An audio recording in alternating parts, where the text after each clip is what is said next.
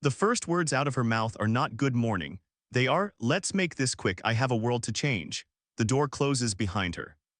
A young woman in a sharp white blazer and high heels strides to the defendant's spot like she owns the building. Her name is Sabrina Steele, the internet's favorite AI queen. Heads turn, whispers rise. Is that really her? Sabrina doesn't look at anyone, not the clerk. Not the flag, her eyes go straight to one person, Judge Frank Caprio, but there is no respect in that look, only a tight, amused smirk. Before the judge can even say her name, she lifts a manicured hand. "Your Honor, I'm very busy," she says. "Let's just dismiss this and move on. I have a company to run that's literally changing the world. Comment where you're watching from because what happens next will test how much you believe in respect." Judge Caprio studies her quietly. "Miss," he says gently, "I'd like you to first take your seat." Sabrina does not sit. Instead, she pulls out her phone, taps her earbud, and says loudly, "Yeah, I'm in some tiny local court. The judge isn't ready. I told you these small-town nobodies don't understand urgency."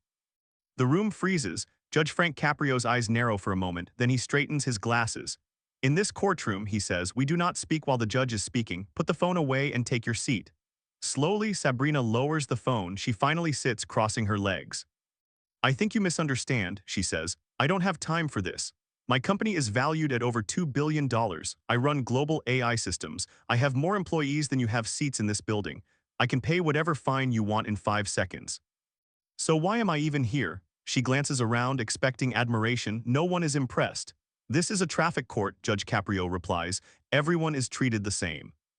Whether you sweep the streets or run a so-called billion-dollar company, you will wait your turn, you will listen, and you will show respect." Sabrina lets out a short, harsh laugh. "Respect?" She repeats, "Respect is earned, and I'm the one who earns billions, not you."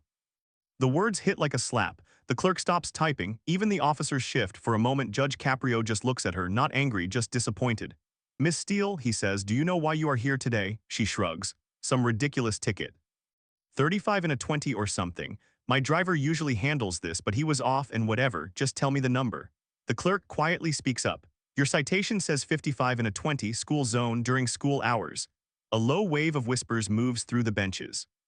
"School zone, 55. For the first time, Sabrina's smirk flickers. She recovers fast. "Like I said, I can pay any fine. This whole process is outdated. My AI can process 1,000 cases like this in under a minute. You shouldn't even have to sit there. Technology exists. But we're wasting time because some old man in a robe wants to feel important." The insult is direct now, personal. All eyes lock on Judge Caprio. He leans back slightly. When he speaks, his voice is calm but colder.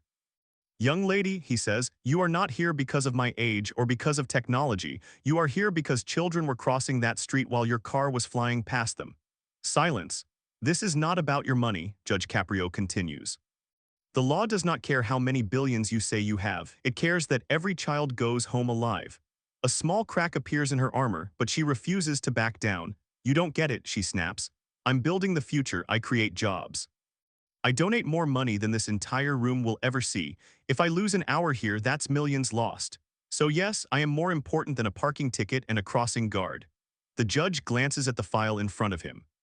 "Miss Steele," he says softly, "this case is not just a traffic ticket, and it is not just one crossing guard." He taps the folder. "There is something written here," he adds, "that I don't think you have even bothered to read." The courtroom leans forward. Sabrina frowns. "What are you talking about? It's a speeding ticket." Judge Caprio looks straight into her eyes. "There was a child," he says, "who fell when you sped through that school zone." The room goes dead silent. And in that silence, for the first time, the CEO who thought she owned the world feels the ground under her begin to crack. Judge Frank Caprio folds his hands and asks Sabrina to explain why she was speeding in a school zone. She leans back like a queen bored of her throne. "I was rushing to a meeting with major investors," she says. "People who actually matter. They're waiting for me to build the future. I shouldn't have to slow down for anyone, especially not for rules made before AI existed." She lifts her chin high, daring anyone to challenge her. Whispers start again. A father in the back shakes his head. A teacher bites her lip in anger. Judge Caprio stays calm. "What kind of work do you do?" he asks. Sabrina smirks. "I run Steel Intelligence. A revolutionary AI company. We automate everything. We remove the weak links. And the weakest link," she says, looking directly at him, "is people." Her words hit the room like a wave of cold air. Judge Caprio asks her assistant, a nervous young man holding a sleek tablet, "How many employees do you have?" The assistant clears his throat. Zero, Your Honor, zero." The judge looks confused. 0. How does a company run with 0 employees? The assistant tries to sound proud. Miss Steele replaced every worker with AI robots, developers, support, marketing, even management. The judge raises his eyebrows. You fired everyone. Sabrina laughs as if the idea is clever rather than cruel. I improved efficiency. Humans take breaks, they complain. They want health insurance. My AI never sleeps, never cries, never gets sick, and it doesn't need a paycheck. Gasps fill the courtroom. Someone whispers, monsters don't need paychecks either. Sabrina ignores the reactions. She taps her phone and brings up slides of futuristic robots. Emotions are inefficient, she says. Empathy slows progress. Weakness must be deleted. Her voice slices through the air. Cold, empty, Judge Caprio leans slightly forward. Miss Steele, empathy is what keeps society together. Kindness is what makes us human. She rolls her eyes. Human feelings are outdated. Even justice should evolve. You know, I could replace judges with AI, faster, smarter, no time wasted on lectures. People gasp again. A mother clutching her purse looks horrified. The clerk's fingers freeze above her keyboard. Silence takes over, heavy, uncomfortable. Judge Caprio speaks slowly, choosing every word with care. A courtroom is not only about speed, it is about fairness, listening, understanding. There is nothing outdated about humanity. Sabrina scoffs. Spare me the fairy tales, this is a waste of my time. My net worth is more than everyone here combined. Why am I stuck in this room with people who have no clue what the world is becoming? She crosses her arms, proud of her insult, but this time something shifts. The prosecutor stands, fed up. Your Honor, may I add something? Miss Steele's company is under investigation. Hundreds of former workers lost their jobs overnight. Many are sick, bankrupt, and struggling to feed their families. A chill hits the room. Judge Caprio turns to Sabrina, his voice soft. Is that true? She shrugs. Not my problem. If they can't evolve, they deserve to suffer. They're quitters who refuse to upgrade their brains. Her assistant glances at her in shock, but she doesn't notice. People stare at Sabrina like they are seeing her for the first time, not as a genius, but as a danger. Judge Caprio takes a deep breath. He has seen entitlement before, but not like this. You speak of the future, he says. But a future without compassion is not progress, it is destruction. Those workers had families, children, homes, their lives matter. Sabrina bangs her palm on the desk, impatient. Stop pretending feelings solve anything. Money solves everything. I can donate millions to whatever charity you want. Just remove this stupid ticket and let me go. Her voice rattles the walls. Judge Caprio finally shows a flicker of frustration. His jaw tightens. You cannot buy your way out of responsibility, he says firmly. Sabrina leans forward, eyes sharp like knives. Watch me, she hisses. Everyone has a price. Her arrogance rises like smoke, thick, poisonous, but the judge has something she doesn't expect. He opens her case file again slowly and the room leans in. Miss Steele, he says quietly, before we go any further, there is someone here today, someone who saw everything when you sped through that school zone. Sabrina's smirk fades. Judge Caprio looks toward the courtroom door. And that person, he continues, is not here for money but for justice. The handle begins to turn. Every heartbeat grows louder. The consequences she laughed at are about to step into the room. The courtroom door closes again. Everyone waits to see what Judge Frank Caprio will do next. Sabrina Steele does not wait. She sighs loudly. Can we wrap this up? She says. I have real problems to solve. Judge Caprio ignores the disrespect. He looks at her gently but firmly. Miss Steele, I want to ask you something important, he says. Do you know any of the workers you let go? Do you know what they are going through? She waves a hand. That's not my responsibility. People must adapt. If they don't, they get left behind. That's the future. Her words feel like ice, cold, sharp, cutting. Suddenly, a woman in the audience stands. Her clothes look worn. Her hands shake. I worked for you, she says softly. I was part of your company from the beginning. I believed in your dream. Then, overnight, I was replaced by a robot. Sabrina doesn't even turn her head. She scrolls on her phone. The woman continues, voice breaking. I lost my home. My husband left. My little boy, he asks why mommy can't buy his medicine anymore. The courtroom goes silent. Pain hangs in the air. Finally, Sabrina looks up, but her eyes hold no emotion. Not my problem, she says. If she can't keep up, she shouldn't be in the game. Weakness has consequences. A loud gasp rolls across the room. The woman sits, covering her face as tears fall. Her son grabs her hand, confused and scared. Judge Caprio's heart tightens. He looks at Sabrina. Every human being deserves dignity. Every job lost, every child hurt, it matters. Sabrina laughs. Humans are slow, emotional, replaceable. Machines are the only future now. A man behind her mutters under his breath, heartless creature. Sabrina spins toward him, fire in her eyes. You, she spits, are irrelevant. You offer nothing. You are the past. The man clenches his jaw, but the judge raises a calming hand. Sabrina, Judge Caprio says slowly, real success is not built by stepping on people. Real power comes from lifting others up. She folds her arms, leaning back with a smirk. Spare me the personal growth speech. You're just upset because you can't stop progress. Judge Caprio keeps his calm, but it's thinner now. The room feels like a storm waiting to break. You are in a courtroom, he states. And you will treat every person here with respect. Or what? Sabrina challenges. What will you do? Find me? Go ahead. I will sign the check before you finish your sentence. The tension spikes. Everyone feels it. Judge Caprio leans forward. Respect is not optional here, he says, and consequences are real. Keep speaking to people this way and you will face those consequences. Sabrina leans in, too, eyes narrowed. You can't touch me, she whispers, poisoned with pride. My lawyers will bury you. You're just a judge in a tiny courtroom. The courtroom explodes with gasps. Even her assistant pulls away from her, his eyes wide, horrified by her arrogance. Judge Caprio doesn't shout, he doesn't flinch. He simply studies her like he's trying to understand how someone can climb so high yet fall so far inside. Let me tell you something, he says quietly. I have spent decades protecting the people in this city. I may not run a billion-dollar company. But every person who stands before me gets fairness, gets dignity, and yes, gets respect. Sabrina rolls her eyes. Respect, she says, is earned by winners, not by judges stuck in outdated rooms. Judge Caprio pauses. And then he gives her a look no one in that courtroom will ever forget. Miss Steele, he says, you believe you are above the law, you believe money makes you untouchable, you believe power makes you better than others. She raises her chin proudly as if he is praising her, but his next words wipe the smile from her face. You are about to learn, he says, voice firm as iron, that the value of a human life is worth more than your entire empire. A heavy silence takes over. For the first time, Sabrina looks unsure. Her assistant shifts nervously, gripping the tablet tighter. Judge Caprio looks toward the back of the courtroom again. I was going to wait, he says, but I think the truth needs to be seen, right now. Sabrina frowns, she glances around. Seen? She repeats, what truth? Judge Caprio nods toward the door. A shadow appears behind the glass window, a small figure. The court officers turn the handles slowly. Everyone holds their breath, because the person walking in is someone who will finally shatter Sabrina's empty confidence, someone who saw the real damage she caused, someone she never expected to face. And when Sabrina sees who it is, her heart will stop. Judge Frank Caprio prepares to continue the case. The room is still tense from the emotional testimony. Everyone watches Sabrina Steele closely, but she doesn't wait. She stands, she grabs her designer bag, and she speaks like a queen firing her servants. I'm done here, she announces. This place is beneath me. Her assistant jumps, startled. Miss Steele, call the helicopter, she demands. Now we're leaving. She looks down at the judge like he is some outdated machine collecting dust. People like you follow the law, she says. People like me write the law. Gasps echo around the courtroom. She turns her back on Judge Caprio and steps toward the exit like she has already won, but court officers quickly move to block her path. Move, Sabrina orders, voice sharp as knives. Do you know who I am? I could buy this entire building and turn it into a server farm.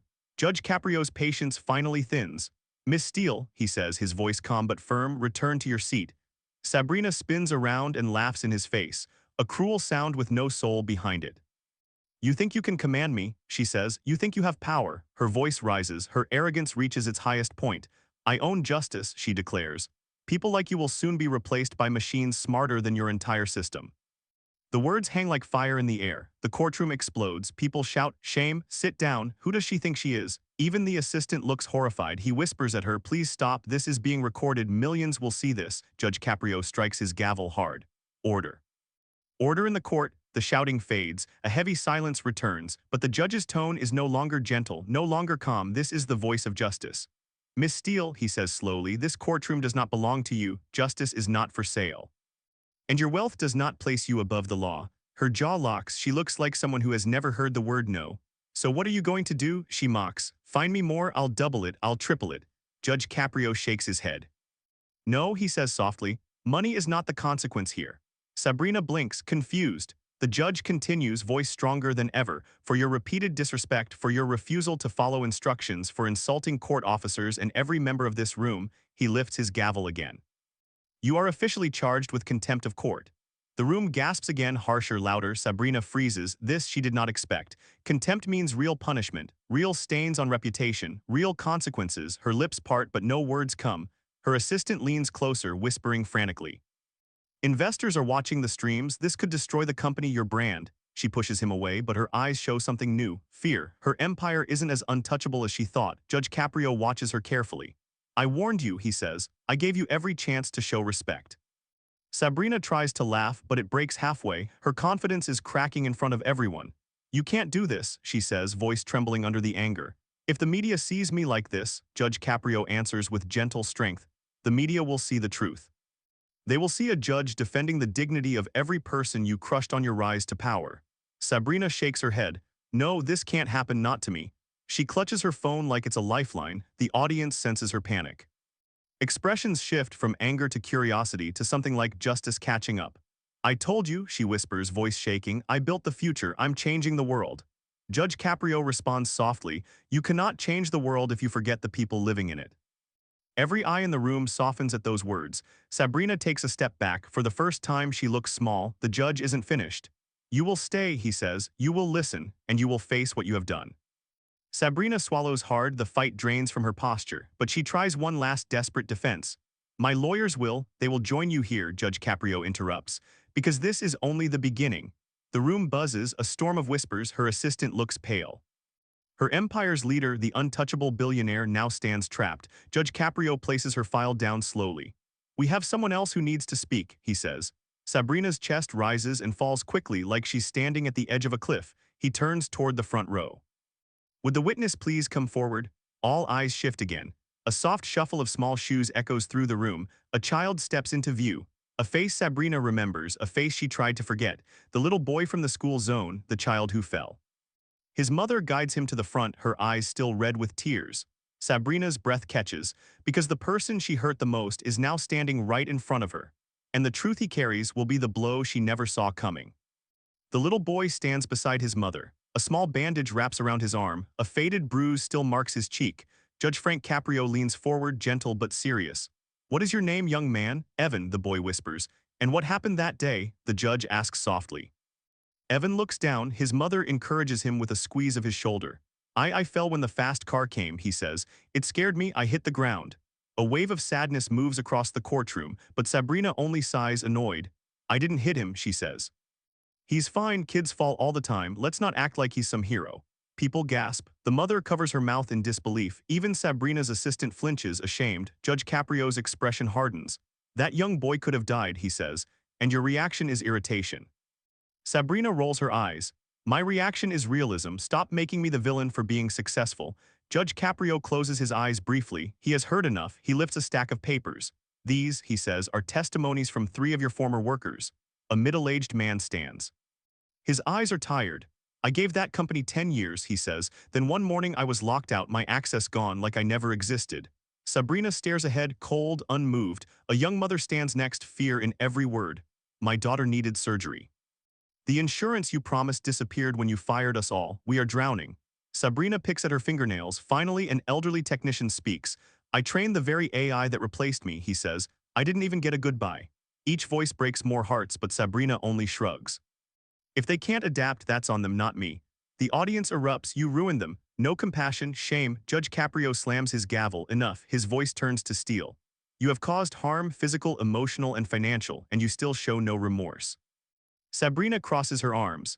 So what's the punishment? $500, please. Her arrogance drips like venom. Judge Caprio stands tall. You will be fined $10,000 for the school zone violation. Murmurs fill the room. And for your behavior in this courtroom. He looks directly into her eyes. You will perform 100 hours of community service. Sabrina scoffs. Community service? I don't do manual work. The judge raises a hand to silence her. You will also issue a public apology, not a PR stunt. A real apology to those you harmed. Sabrina's lips shake. No, you can't force me, I won't. Judge Caprio cuts her off. The law applies to all, even billionaires.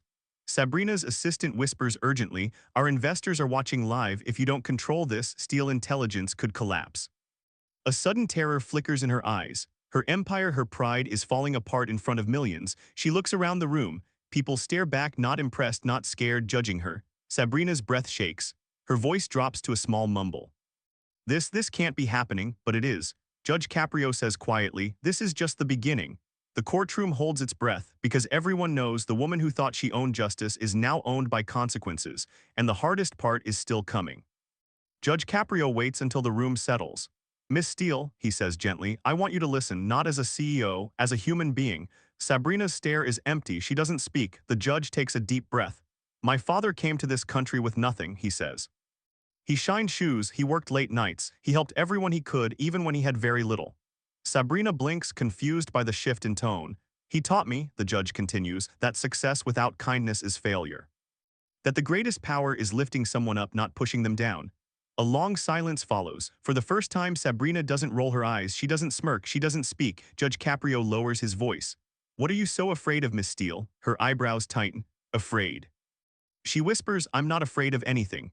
But her voice says otherwise. The judge points gently toward Evan, the injured boy. That child was scared, terrified, and your first reaction was annoyance.